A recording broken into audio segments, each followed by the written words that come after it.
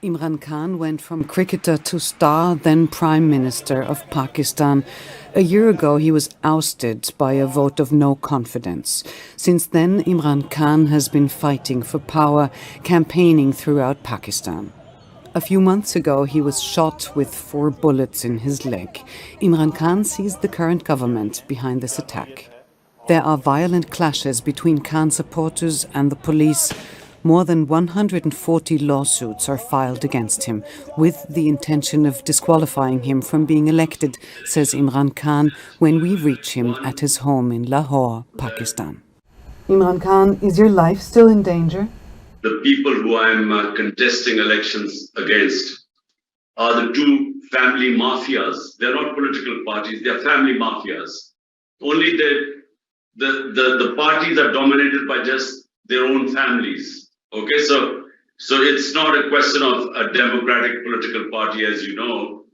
It's just, and so these people have made so much money, and their money making, the corruption is legendary. It's reported in the Western newspapers too. And like in the developing world, what happens is they steal the money and then they take it abroad. So they do damage twice. Once when they steal the money, and twice when they send it abroad, which means that we eventually puts pressure on our dollar, because when you buy dollars and send them abroad, it puts pressure on your currency, which devalues. So, and then devaluation causes inflation and poverty. So this is the same with most of the developing world. The ruling elites of the developing world steal money and take it outside in offshore accounts and Western capitals. And their countries go more into poverty. They cause poverty by doing that. So, number one, they have huge amounts, they made huge amounts of money. And they, when through this conspiracy, when they removed me from power, what they did was that they gave themselves immunity from the corruption cases.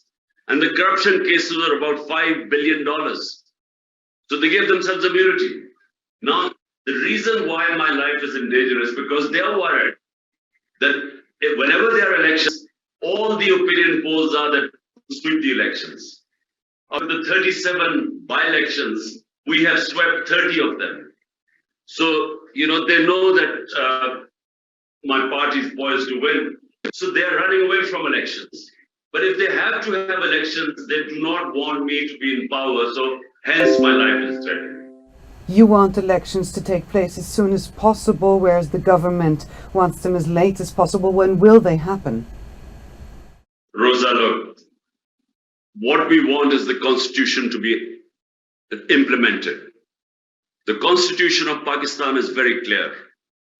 The moment you dissolve your parliaments, whether it is federal or provincial, elections have to be held within 90 days. This is the constitution of Pakistan. So we dissolved our 2 governments. Out of the 4 provinces, my party was in power in 2 of them. So we dissolved the two governments.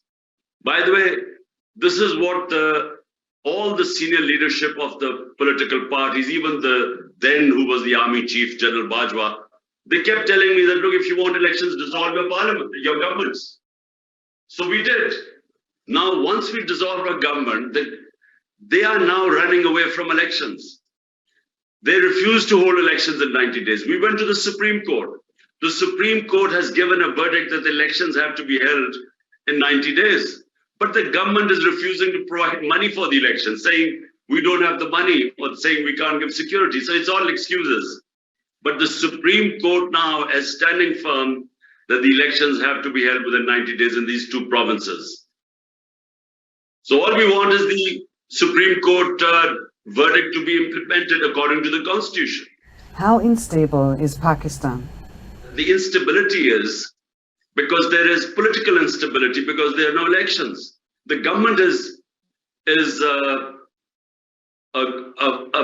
one of the worst governments formed with a 12-party coalition, which means there's no governance there. When you have 12-party coalition, it's everyone having a share of the pie. There's no governance. But the worst is our economy has since 1 year when we were taken out of power, the economy has tanked. So we have the worst economic indicators in our history. We are basically bankrupt. Our rupee has lost 35% of its value in just a space of 11 months. We have the worst inflation in our history of Pakistan, especially the sensitive price index, which means common people, the things that they eat on, or the kitchen stuff, it's almost 50% inflation.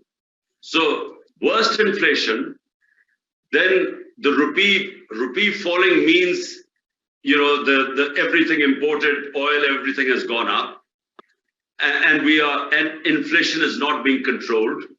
But then the other thing is we have now, from 6% growth rate a year ago under us, it's now gone down to 0.4%. So that means massive unemployment. 50% of industry is closed. So revenues are falling, exports are going down. So therefore, all the economic indicators are going south. Now, the only way out of this mess is to have political stability, which comes from free and fair elections. But as I said, free and fair elections, they are petrified of, because they're scared I will come back into power. There have been clashes between your people and the police. Will the situation escalate? I'll tell you what was the clashes. First of all, there is only one political party in Pakistan that does not want violence, and that's my party. Why? Because we want elections. If you want elections, the one thing that will stop the elections is that the government already claiming there's insecurity. They will claim that they cannot provide security to the country. They're already making that excuse. So if we have political violence, it will give a government the opportunity to delay the elections. So therefore, it is not in our interest for there to be violence.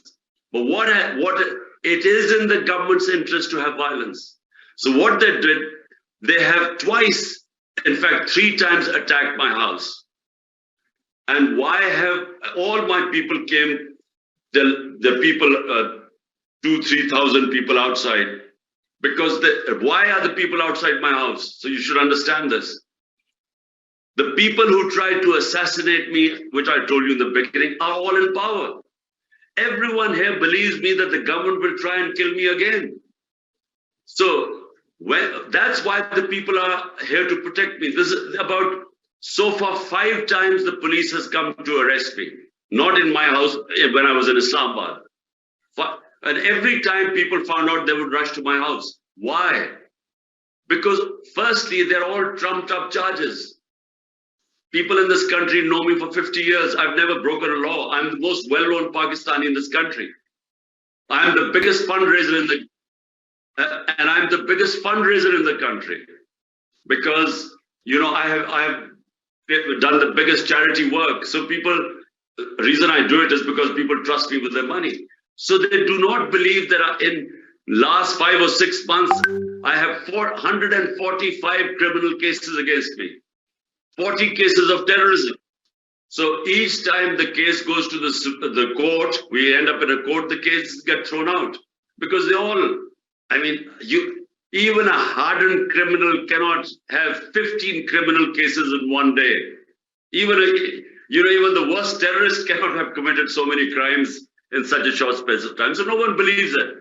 People come outside because they realize that once they arrest me, then they will take me to prison, and people feel that they will kill me there, they will poison me. So everyone feels that because they've tried to do it once before. Pakistan's economy is in free fall and has no deal with the IMF. We have to have IMF because we don't have dollar reserves. So that means we need respite, until we can generate our own dollars. We need IMF's help. But what we want to do is to have our own program which we can sell to the IMF, rather than the IMF standard prescription. The problem with IMF is that they tighten everything and they curtail the growth rate. And when your growth goes down, your wealth creation goes down, it takes away your ability to pay your debts. If in a house I have got debts, the only way I can pay my debts is if I have earnings. But if you curtail the growth rate, which means your wealth creation, how are you going to pay your debts? Because they just keep increasing.